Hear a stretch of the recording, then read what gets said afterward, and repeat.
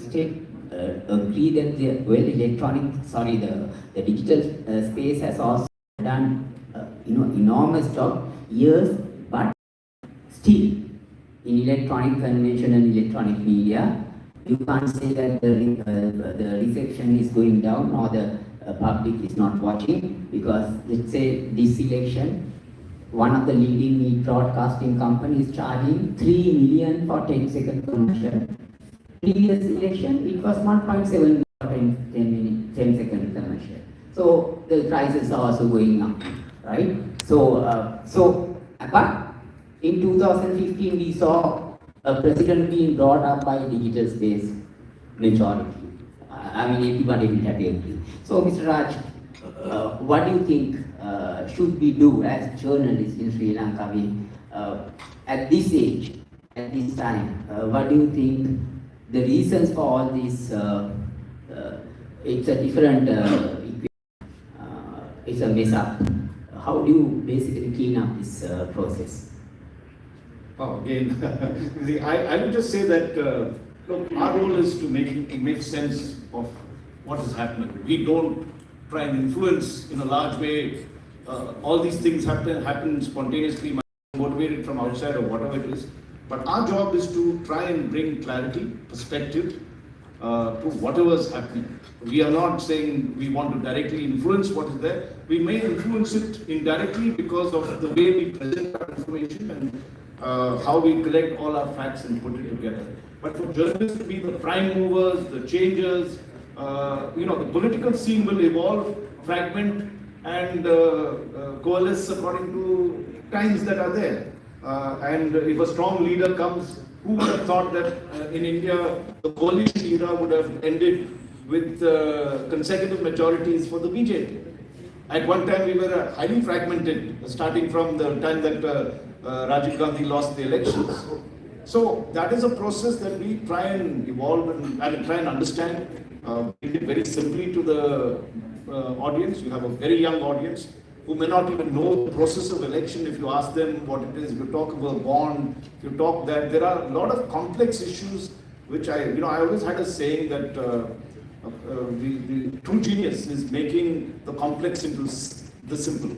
That's our job. Genius is all about making very complex information, if you can't understand, into very simple points that the viewer, reader says, okay, aha, I understood. And that person will get a lot more things. So ours is more interpretation. I know I can get into other issues, but I think time is a constraint. And there was another question. You said three questions. I think we'll end we'll have to put a stop to the question answer conversation this time. May I? No, I thought we'd just keep it for Raj today. I'll be on hold. Yeah? I think there was a question from Imran as well. I said. No comments. Okay, yeah. Let's just get directly into one question and maybe final word for you. Mike.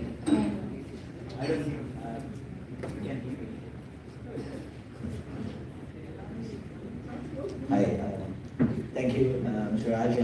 My name is Achinki Bandar. I'm a senior lecturer at Columbia University, and I'm going to rhetorics of media. And I was just fascinated about your talk, and it was so rhetorical, and it's somewhat, if you just walk through the journey of those. I'm a big fan of India Today. So if you walk through the pictorial story that you have, walked us through, that was amazing. I'm just wondering, I have one question which has two parts in it, like very simply. So you were talking about like the challenges and and basically confrontations of journalists today in the wake of a presidential election, which will be in another less than a month of a time. So how would you see, because I spotted that colleague was saying that there were some constraints from the politicians towards the media about, for example, the democratization of the expression of thoughts. But I think that has been quite okay now because most of the media institution owners are contesting for the election, so I don't think that might be a big problem now. So I'm just wondering, as a person who is interested in this geopolitical region, India and this regional factor, how would Indian media, because we know that there is a big changing of the public opinion of the Sri Lankan community by the Indian media. So as a person who represents Indian media, how would you see that India Today in particular, or in general Indian media, would shape up the public opinion and the public the idea about these, the priorities of the Sri Lankan presidential election in 2024? You're being very specific in terms of the Sri Lankan, how India perceives Sri Lanka, and or how we shape our opinion about what Sri Lanka's Well, sir, Sri Lankan elections. Is that correct? Yeah, well, sir, I mean, if you look at this, the past, elections. So there was a critical influence on the vote in the Sri Lankan people in terms of shaping the political ideology. There is a critical influence from the Indian media. You know? I think, I mean, it's a broader question. I may not get the answer completely right, but India is at a stage where we want to actually engage our neighbors far more. We've talked of neighborhood first, but really not executed what we've spoken about. So whatever is happening in Sri Lanka is of great interest because we see an economic integration or interdependence that's very critical. We have, if you, my previous cover story saw, we looked at the trade in South Asia, and it's only 6% of our total trade in any of these countries.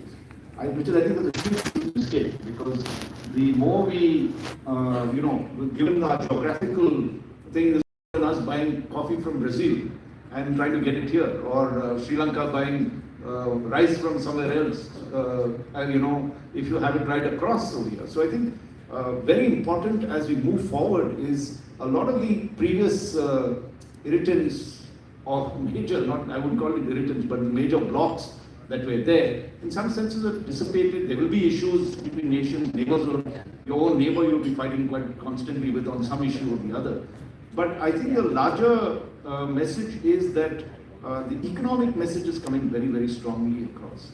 And today we have a whole generation, including my children and anybody who's young or what, wants actually economic change to happen. They want to understand what that, I keep emphasizing that thing. I went to Pakistan and spoke to a group of students, and they didn't ask me about India-Pakistan battling. They just asked, how did India become such a developing, such an economic power that it was there? What is the secret that India had? Right, we are 1.4 billion. So there is this class, we must understand that while politics is very important, the way we shape it has to be, my editor-in-chief, Rumpuri, had a very good line, that beyond the poverty line, which we might all lift, we have what is called the dignity line. Are we providing enough to our people? And that dignity line is key. Therefore, if you see Mr. Modi, he might have given a lot of welfare. Right? At the end of the day, people are saying, I don't want to be that much on welfare and to do it. I want a job. I want to be proud. We're all human beings. And that aspiration is as important as we talk of freedom of everything. That freedom of want is as critical as freedom of the press and everything else. So we need to move, I think, shape opinion without seemingly biased, because we've seen so much strife across societies. We have fought on communities, we have fought on tribes, we have fought on geographical territories. It hasn't got us anywhere across the world. But I think in some senses, the moment you begin to give this opportunity, once you give people the freedom to earn their money, to see what they're doing, they probably become better human beings.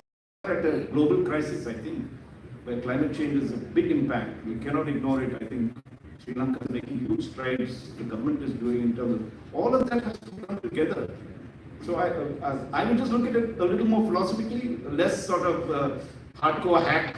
I could say, yeah, great, strife is great for journalism, it's good business, it makes my readers read more, but I think all of us need to shape that opinion, that Sri Lanka has great potential. That, in some sense, Sri Lanka also needs, there'll always be a big brother, right? You don't want that. That's fair enough. And it is for us, I think, to move to give more to these smaller neighbors, not in terms of importance, but in terms of size or population, and give them a whole lot more. And we take, and therefore that integration makes this area far more peaceful. We'll be tremendously prosperous. We saw Europe as an example. There is no reason why we can't do it. And ethnically and everything else, we are so connected. I can come here, I see women in saris, and I say, wow, it's so beautiful. There is no difference in culture. You go to, in Pakistan, it's there, Bangladesh, it's there. And you can see the food, everything. So much of geographical, unlike in Europe where everybody is so different. So I think the time for South Asia has come. That's my feeling, and we need to work towards that. There will be reports, everything, but I think journalists have to contribute substantially towards educating people that that's the way, and that creates the own aspirational thing that meet that aspiration. I think we need to meet the economic needs of people. Sorry, Imran, I have to personally apologize to you. I think I took the question away from you and went there, but unfortunately, I think we'll have to say bye-bye to Raj because I think he's got lunch. Somebody's waiting at lunch for him, so we'll have to say bye-bye to Raj. Can we maybe continue with the rest of the panel if anyone has questions for the rest of the panel? I'm okay to continue. Actually. Yeah. So if rest of the panel any questions, we can continue that conversation. Vote of thanks or? Needs to have a conversation. Fine. Thank you so much, Raj, for your time. I think it's been a real pleasure to have you. And I think a lot of interesting conversations and I'm sure a lot of food for thought for the journalists. Yeah. Thank you, Raj. Thank you. Thank you. Sorry, I got it. Thank you so much. Thank you.